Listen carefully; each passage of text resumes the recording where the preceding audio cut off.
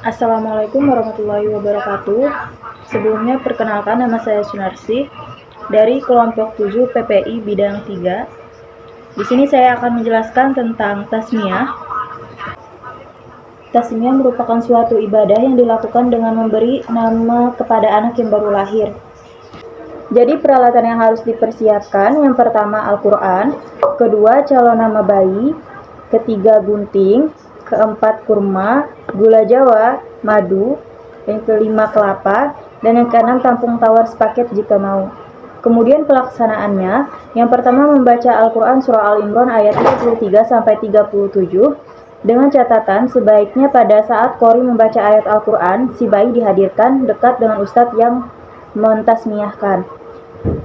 Yang kedua, prosesi pemberian nama. Sebelum proses dimulai, si petasmiyah hendaknya menyampaikan kepada hadirin bahwa ketika selesai lafaz tasmiyah dibacakan, maka dijawab dengan doa bersama-sama. Contohnya doa laki-laki atau perempuan.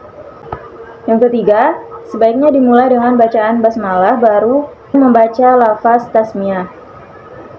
Yang ketiga, sebaiknya dimulai dengan bacaan basmalah baru membaca lafaz tasmiyah. Sama ituka ya gulamu untuk laki-laki atau gulamatu untuk perempuan, atau bima samakallahu fil azali fulan bin fulan.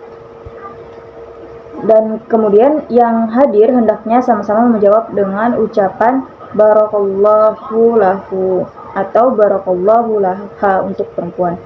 Kemudian yang ketiga membaca doa tasmiyah. Keempat, menggunting rambut seperlunya atau secukupnya saja. Yang kelima, melakukan tahnik atau mencicipi sedikit kurma, madu, gula jawa ke mulut bayi. Yang keenam, tampung tawar seraya membaca sholawat kepada Nabi Muhammad SAW. Yang ketujuh, sebelum ditutup membaca doa selamat. Dan yang kedelapan, bisa dilanjutkan dengan tausiah tentang akikah dan tasmiyah. Selanjutnya saya akan menjelaskan tentang akikah. Menurut bahasa, akikah artinya memotong. Asalnya dinamakan akikah karena dipotongnya leher binatang dengan penyembelihan itu. Ada yang mengatakan bahwa akikah adalah nama bagi hewan yang disembelih. Dinamakan demikian karena lehernya dipotong. Ada pula yang mengatakan bahwa akikah itu asalnya ialah rambut yang terdapat pada si kepala bayi ketika ia baru keluar dari rahim ibunya. Nah, rambut ini disebut akikah karena ia mesti dicukur. Akikah adalah pemeliharaan domba atau kambing untuk bayi yang dilahirkan pada hari ke-7, 14, atau 12, dan seterusnya. Jumlahnya 2 ekor untuk bayi laki-laki dan 1 ekor untuk bayi perempuan. Kemudian dalil-dalil pelaksanaannya dari Samurah bin Jundab, dia berkata Rasulullah SAW bersabda, semua anak bayi tergadaikan dengan akikahnya yang pada hari ke-7-nya disembelih hewan atau kambing, diberi nama dan dicukur rambutnya. Itu terdapat pada hadis riwayat Abu Daud, Tirmizi, Nasai, Ibnu Majah, Ahmad. Kemudian dari Aisyah, ia berkata Rasulullah SAW bersabda, bayi laki-laki diakikahi dengan 2 kambing yang sama dan bayi perempuan 1 kambing. Itu dari hadis riwayat Ahmad, Tirmizi, dan Ibnu Majah. Selanjutnya ada anak-anak itu tergadai atau tertahan dengan akikahnya, disembelih hewan untuknya pada hari ke-7, dicukur kepalanya dan diberi nama. Itu terdapat dalam hadis riwayat Ahmad. Kemudian dari Salman bin Amir Ad-Dabi, dia berkata Rasulullah SAW bersabda, akikah dilaksanakan karena kelahiran bayi, maka sembelihlah hewan dan hilangkanlah semua gangguan darinya. Riwayat Bukhari.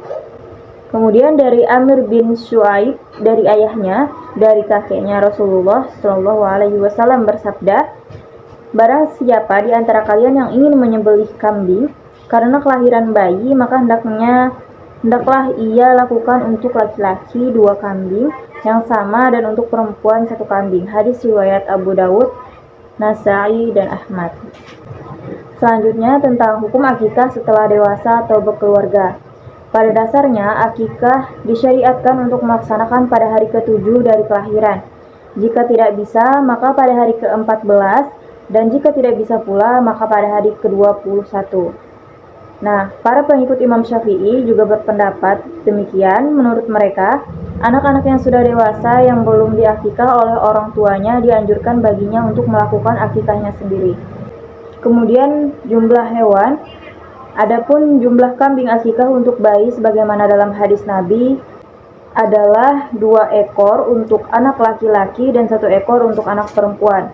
Berdasarkan hadis-hadis berikut ini, telah menggambarkan kepada kami Ubaidullah bin Sa'id. Ia berkata, telah menceritakan kepada kami Sufyan. Ia berkata, Amir berkata dari Atha, dari Habibah binti Maisyarah, dari Ummu Qurs, bahwa Rasulullah SAW bersabda, untuk anak laki-laki 2 ekor kambing yang sama, dan untuk anak wanita 1 kambing. Terdapat dalam kitab Sunan An-Nasai, hadis nomor 4145. Kemudian hal-hal yang disyariatkan sehubungan dengan akikah, yang berhubungan dengan sang anak. Yang pertama, disunahkan untuk memberi nama dan mencukur rambut atau menggundul pada hari ke-7 sejak hari lahirnya. Misalnya, lahir pada hari Ahad, akikahnya jatuh pada hari Sabtu. Yang kedua, bagi anak laki-laki disunahkan berakikah dengan 2 ekor kambing, sedang bagi anak perempuan 1 ekor.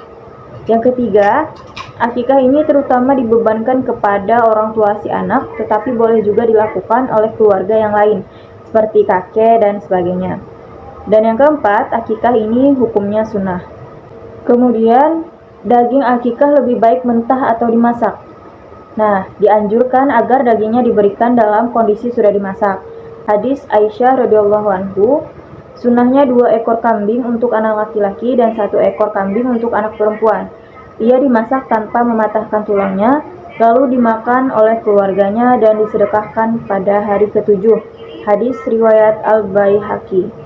Kemudian pembagian dalam akikah, adapun dagingnya maka dia, orang tua anak itu bisa memakannya, menghadiahkan sebagian dagingnya, dan mensedekahkan sebagiannya lagi. Salah satu ulama, Syekh Utsaimin, berkata, dan tidak apa-apa dia mensedekahkan darinya dan mengumpulkan ke kerabat dan tetangga untuk menyantap makanan daging akikah yang sudah matang. Selanjutnya ada doa untuk menyembelih akikah. Dalam sebuah riwayat Imam Muslim dari Katabah dari Anas bin Malik radhiyallahu anhu mengatakan, wa yaqulu bismillahi wallahu akbar, yang artinya, dan beliau sallallahu alaihi wasallam membaca bismillah Allahu akbar. Hadis riwayat Muslim nomor 1966.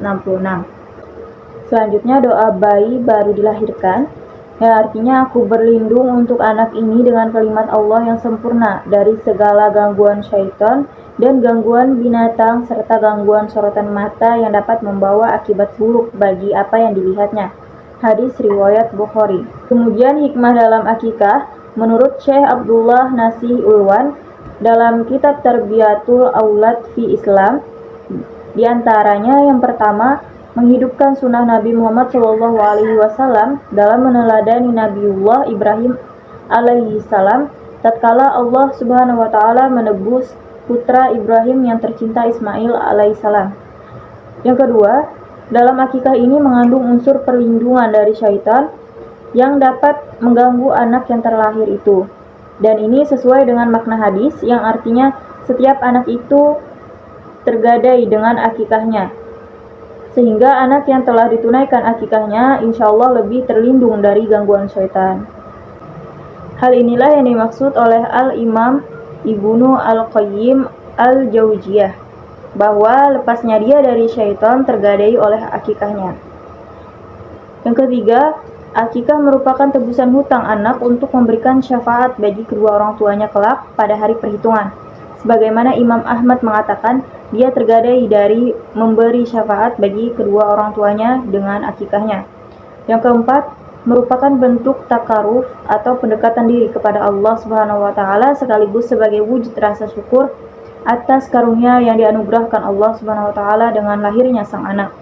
Yang kelima, akikah sebagai sarana menampakkan rasa gembira dalam melaksanakan syariat Islam dan bertambahnya keturunan mukmin yang akan memperbanyak umat Rasulullah SAW pada hari kiamat. Dan yang keenam, akikah memperkuat ukhuwah atau persaudaraan di antara masyarakat. Dan masih banyak lagi hikmah yang terkandung dalam pelaksanaan syariat akikah.